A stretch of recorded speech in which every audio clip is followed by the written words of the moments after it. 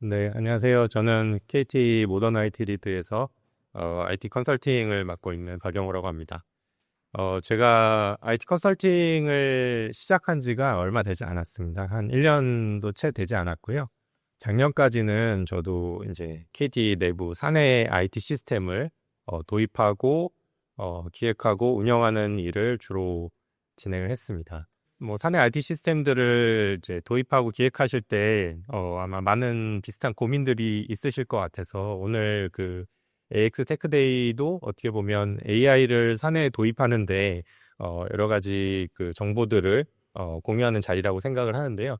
KT가 어떤 고민들이 있었고 또 어떤 과정을 통해서 어떤 모습으로 내부 환경을 바꾸고 또 일하는 방식을 바꿨는지 공유를 좀 드리고 같이 또 교류하는 시간이 되었으면 좋겠습니다.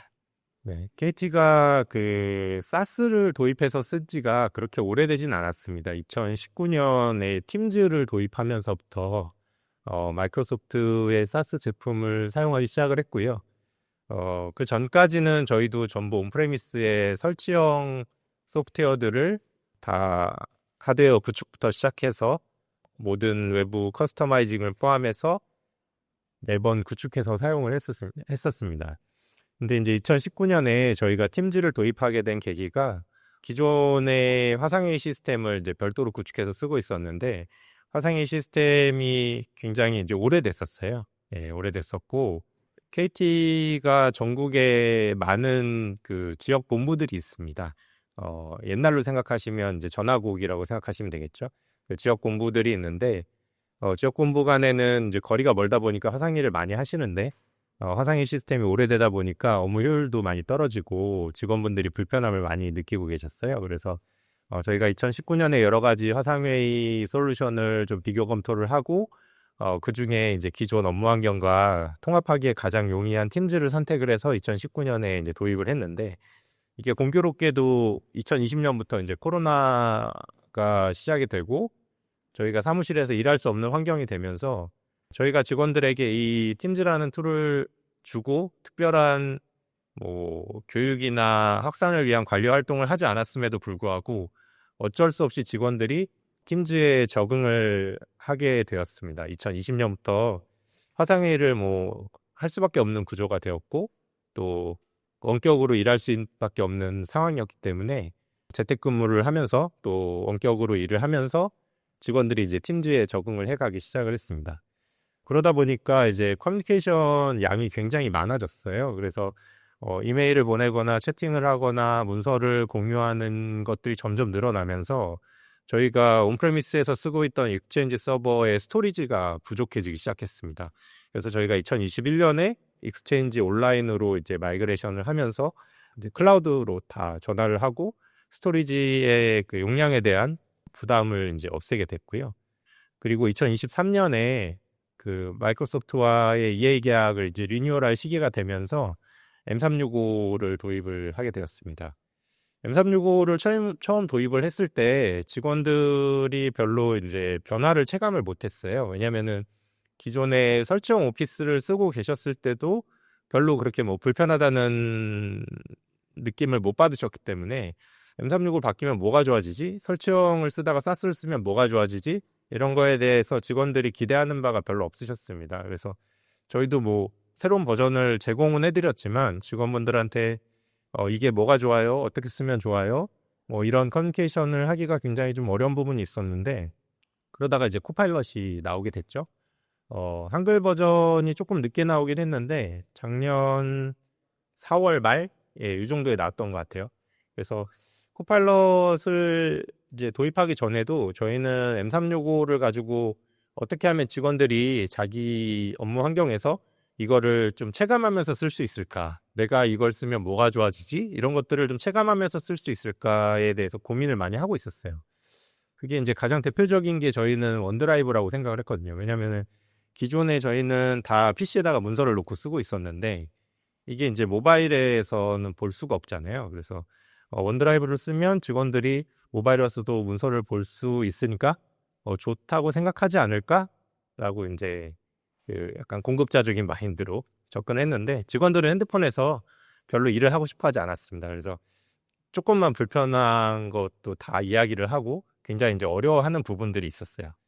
그러던 차에 이제 코파일럿이 나오다 보니까 그러면 우리 원드라이브를 직원들한테 쓰는 거를 자꾸 얘기하지 말고 새로 나온 코파일럿 AI를 직원들이 써서 일하는데 뭐가 편해질까, 뭐가 좋아질까를 좀 찾아보자. 이런 생각으로 처음에 이제 한 500개 정도 이렇게 도입을 해봤습니다. 그리고 이제 회사 전체에서 직원들을 사용할 수 있는 직원들을 뽑기 시작을 했어요. KT 직원이 그때 한 2만 명 정도 됐었는데 300명을 뽑겠다고 했습니다. 300명. 그랬더니 몇 명이 지원을 했냐면 1200명 정도 지원을 하셨어요. 저희가 그 지원서를 입사 지원서처럼 받았거든요.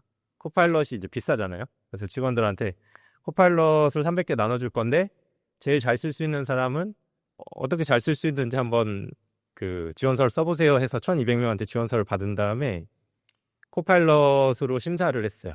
코파일럿한테 이 중에 300명 제일 그 잘 쓸 것 같은 300명 뽑아주세요 해가지고 이제 열심히 심사를 했습니다. 그리고 본인한테 알려드렸어요. 너는 코파일럿한테 선택받은 사람이다. 300명 잘 써보세요. 이렇게 하고 이제 기간을 드렸죠. 처음에 잘 쓰셨어요. 다들 신기해가지고 이제 이것저것 해보시고. 그리고 이제 아까 저기 마이크로소프트에서 말씀해 주셨잖아요. 관리 포털에서 이렇게 대시보드로 모니터링 할 수 있다고. 누가 언제 마지막으로 썼는지가 이렇게 나오더라고요. 그래서 잘 쓰시는구나 하고 있었는데 한 2달 지나니까 사용률이 점점 떨어지는 거예요. 이제 그 처음 도입 효과가 끝난 거죠. 그래서 저희가 그럼 이걸 어떻게 직원들한테 계속 잘 쓰게 해줄 수 있을까? 네, 이런 고민들을 하기 시작했습니다. 그 고민의 첫 번째가 여기 왼쪽에 보시는 이제 AI를 잘 쓸 수 있는 환경을 만들어주는 거였어요. 직원들이 이제 왜 안 쓸까 설문조사를 좀 해봤는데 저희가 원드라이브 하려다가 직원들이 필요성을 잘 못 느꼈다 그랬잖아요. 클라우드에다 문서를 안 올려놓으니까 코파일럿으로 검색을 해도 잘 안 나오는 거예요, 문서가. 그래서 이제 코파일럿이 좋은지 체감을 잘 못했고 또 데이터 측면에서는 자기가 갖고 있는 그 문서들이 저희가 기존에 쓰던 DRM이 있었거든요. DRM으로 암호화돼 가지고 제목만 검색이 되지 내용은 검색이 안 됐던 문제가 있었어요. 그리고 마지막으로 이제 오히려 보안 쪽에서 좀 너무 이렇게 오픈되어 있던 부분도 있었는데 저희가 이제 팀즈에는 문서를 좀 많이 올려놓고 쓰고 있었는데 팀즈에 있는 문서가 또 너무 많이 검색이 되는 거예요. 이렇게 공유의 범위를 설정해 놓지 않아 가지고 내가 생각하지 않은 범위에 막 공유가 되니까 거기서 또 거부 반응이 나와서 일단 환경부터 좀 정리를 해야겠다. 그래서 저희가 클라우드에 이제 문서를 어떻게 올리고 또 데이터의 암호화는 옛날 DRM이 아니라 마이크로소프트가 호환해주는 애저 인포메이션 프로텍션으로 다 이제 바꿔서 개발을 해주고 또 보안의 그 권한 범위도 기본적으로 비공개로 다 설정을 해주는 여러 가지 이제 환경 작업들을 했습니다. 이렇게 해놓고 이제 직원들한테 이제 다시 써보라고 했죠. 써보라고 하면서 그냥 쓰라고 하면 잘 안 쓰니까 대회를 좀 열었어요. 저희가 1년에 한 번씩 AI 해커톤을 회사에서 하고 있는데 작년 주제로 이제 코파일럿을 선정을 해서 코파일럿 프롬프톤이라는 이름으로 대회를 했습니다. 그래서 코파일럿의 그 프롬프트 명령어를 정말 좋은 아이디어로 많이 잘 만드시는 분들이 있더라고요. 그런 분들을 이제 선발해서 좋은 유스케이스들을 많이 만들고 전사에 공유하고 이런 활동을 하고 두 번째로는 이제 작년 말에 저희가 이제 점점 이걸 확산을 했는데 에이전트가 나오면서 에이전트에 대한 부분도 좀 잘 만들 수 있게 확산하는 프로그램들을 했습니다. 자세한 거는 뒷장에서 좀 설명을 드릴게요. 먼저 그 프롬프톤은 저희가 매년 AI 해커톤 하면 보통 그 머신러닝 해가지고 뭐 이렇게 정확도 맞추기 이런 거 하고 뭐 젠 AI 나왔을 때 그 챗GPT 나왔을 때는 뭐 API 이렇게 호출해가지고 챗봇 만들기 이런 대회 했었거든요. 작년에 이제 코파일럿 프롬프톤이라는 대회를 해보니까 이게 이제 그 기존 AI 해커톤이랑 좀 달랐던 부분이 이 문과생분들이 많이 참여를 하셨어요. 왜냐하면 이게 LLM이 다 텍스트로 치는 거잖아요. 그러니까 이게 뭐 기존의 머신러닝이나 API는 당연히 이제 IT 하는 사람들이 유리한데 텍스트로 챗봇한테 원하는 답을 얻어내는 거는 아이디어만 있으면 오히려 그 현업에 계신 분들 중에 문과이신 분들이 잘 물어보고 좋은 답변을 끌어내고 내가 어떻게 물어보면 얘가 잘 대답해 줄까를 잘 찾아내시더라고요. 그래서 이 세 가지 케이스가 저희 작년에 이제 수상작인데요. 첫 번째 거는 그 지자체 사업 제안서 쓰시는 분이 만드셨거든요. 근데 이 제안서 쓰시는 분이 그 제안서를 쓰기 위해서 사업 정보들을 막 이렇게 수집하시는데 정보가 너무 많은 거예요. 그러다 보니까 이제 제안서 쓸 사람은 한정돼 있고 시간은 한정돼 있는데 그 한정된 자원으로 제안 전략을 잘 짜서 제안서를 쓰기 위한 프롬프트를 짜셔서 되게 복잡하게 짜셨어요. 한 6번 정도의 프롬프트를 한 몇백 줄씩 짜가지고 돌리니까 점점 이 자기가 원하는 게 나오더라. 이거를 이제 몇 달 동안 하셔가지고 이분이 대상을 받으셨습니다. 그리고 이걸로 그 대회 끝나고 자기 사업에서 수주를 꽤 하셨어요. 작년 4Q에만 제 기억으로는 9개인가를 수주를 하셨어요. 그래서 굉장히 그 회사에서 스타가 되시고 사내 방송에도 많이 출연을 하셨던 분이고요. 두 번째 사례는 그 개인의 업무를 자동화하기 위한 노력이 좀 들어가 있는 사례인데 이분은 이제 대리점을 관리하시는 분이었는데 대리점 그 대표 메일로 매월 이제 청구정산 자료를 발송하는 작업을 해주고 계셨어요. 근데 이게 한 달에 뭐 한두 번 있을 때도 있고 좀 많을 때도 있는데 그거를 이제 뭐 수십 개 또는 한 100개가 넘는 메일을 손으로 발송하려니까 너무 이제 힘들잖아요. 그리고 다들 고급 인력이신데 이게 내가 왜 이러고 있나 이런 좀 현타도 오고 하셔가지고 이걸 한번 코파일럿으로 어떻게 해볼까라는 생각으로 여기 대회에 참여하셨고 처음에 이분이 하신 게 코파일럿한테 그냥 물어보셨어요. 내가 이런 일을 하고 있는데 이 일을 수동으로 안 하고 좀 더 자동화시켜서 할 수 있는 방법이 뭐가 있을까? 코파일럿을 써서 또는 마이크로소프트의 다른 솔루션을 써서 할 수 있는 방법이 뭐가 있을까? 이렇게 이제 질문을 했더니 코파일럿이 대답을 준 게 엑셀에 VBA라는 함수 기능이 있는데 그 함수 기능이 자동화에 제일 좋다. 그 함수 기능을 쓰면은 아웃룩에서 이메일 발송 창을 자동으로 띄워줄 수 있다. 이렇게 이제 힌트를 준 거죠. 그래서 뭐 힌트는 줬는데 그 다음에 그러면 그 VBA 함수를 짜야 되잖아요. 이분이 그것도 이제 모르시는 분이었기 때문에 함수 샘플 코드를 짜줘라. 이렇게 또 코파일럿한테 자기의 그 이메일 양식이나 이런 것들을 주고 그렇게 또 코파일럿한테 질문을 해서 그걸 또 샘플 함수를 얻어내셨어요. 그 다음에 거기서부터 이제 튜닝을 하신 거죠. 프롬프트를 이렇게 몇 번 튜닝을 하니까 자기 업무를 자동화할 수 있는 최종 프롬프트가 나오더라. 예, 이런 것들을 경험을 하셔서 내 업무에 매번 하는 그 불편한 일들을 이렇게 하면은 자동화할 수 있는 프롬프트를 만들 수가 있구나. 이런 것들을 보여주셨어요. 그래서 작년에 또 이분도 굉장히 유명해지셨고 마지막은 굉장히 심플한 케이스입니다. 저희가 제안서 같은 거 쓸 때 이미지를 제안서 내용에 비슷하게 맞춰서 생성하는 케이스인데 최근에 그 지브리가 굉장히 유행을 했잖아요. 챗GPT로 이제 지브리 스타일의 사진을 이렇게 만드는 게 유행을 했는데 이미지 만들어 보시면 알겠지만 예전에는 굉장히 AI가 만든 것 같은 이미지가 나왔습니다. 근데 점점 이제 성능이 좋아지고 프롬프트를 잘 생각해서 넣으면 제가 원하는 스타일로 점점 나올 수 있는 거를 경험하고 있습니다. 이 프롬프트를 작년에 이제 잘 만들어서 저희가 이 대회 하면서 좋은 유스케이스 한 20개 정도를 만들어가지고 그 전사에다가 공지를 하고 같이 쓰시라고 했거든요. 근데 그거를 공지할 때쯤에 저희 이제 전체 라이센스 수를 점점 늘려가기 시작했어요. 코파일럿을 처음에는 500개로 시작해서 뭐 한 1700개까지 늘렸다가 작년 말에 이제 한 11,000개 거의 전 직원이 다 쓸 수 있는 환경으로 지금 늘려놓은 상태인데 이 직원들이 다 쓰려다 보니까 이게 더 많은 또 유스케이스가 나와야 되잖아요. 그래서 이제 작년 이그나이트에 발표되었던 그 에이전트 유스케이스들을 저희도 이제 연구를 하기 시작했습니다. 마이크로소프트의 그 시나리오 라이브러리라는 글로벌 사이트가 있는데 해외에서 이제 영어 버전이 먼저 나오다 보니까 먼저 쓰고 있는 외국 기업들의 사례가 많이 있더라고요. 그래서 프롬프트 사례, 에이전트 사례들이 이제 점점 올라오고 있는데 저희도 그걸 보면서 KT 사내에서 그러면 에이전트를 어떻게 만들어서 쓰면 코파일럿을 제일 잘 쓸 수 있을까 이런 것들을 좀 고민하기 시작했고요. 올해 이제 그 에이전트의 유형들을 한 7가지 정도로 정해서 이 중에 코파일럿으로 만들 수 있는 거 또는 앞에 그 AI 리드에서 발표해 주신 것처럼 다른 모델을 써서 만들어야 될 거, 뭐 기존 시스템과 연동해서 만들어야 될 거 여러 가지 유형들을 이제 좀 정의를 하고 그렇게 정의된 유형에 필요한 기술들이나 템플릿들을 좀 만들어가기 시작을 했습니다. 그래서 이 에이전트 디스커버리는 올해부터 저희가 IT 직원들 대상으로 전체 워크숍을 돌리고 있어요. 자기가 맡고 있는, 자기가 개발하는 어플리케이션을 AI를 적용할 때 어떤 에이전트 유형을 사용하면 좋을지, 그리고 그 에이전트 유형을 선택했을 때 어떤 툴이 필요한지 이런 것들을 좀 알려드리고 있습니다.